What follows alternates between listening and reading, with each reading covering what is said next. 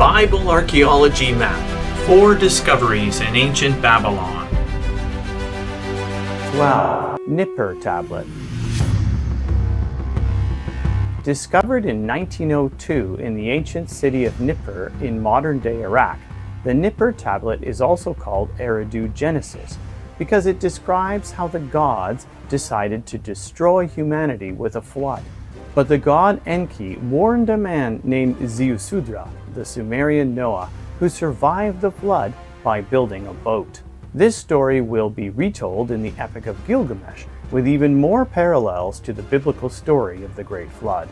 11. Weld-Blundell Prism. Discovered in the ancient Sumerian city of Larsa in 1906, the Weld-Blundell Prism, also called the Sumerian King List, dates to between 2119 and 1800 BC. It mentions the Great Flood, Kish or Cush, the grandson of Noah, and Gilgamesh. According to the cuneiform king list, the Sumerian kings had long lifespans of hundreds and even thousands of years, providing an interesting parallel to the long lifespans of the pre-flood patriarchs recorded in Genesis. 10. Lugalbanda in the mountain cave.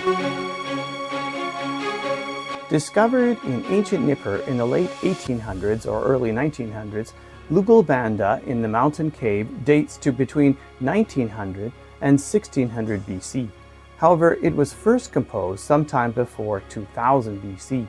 It mentions some biblical locations including Babylon and perhaps even Ararat or Aratta, where Noah's Ark landed. 9. Enmerkar and the Lord of Aratta.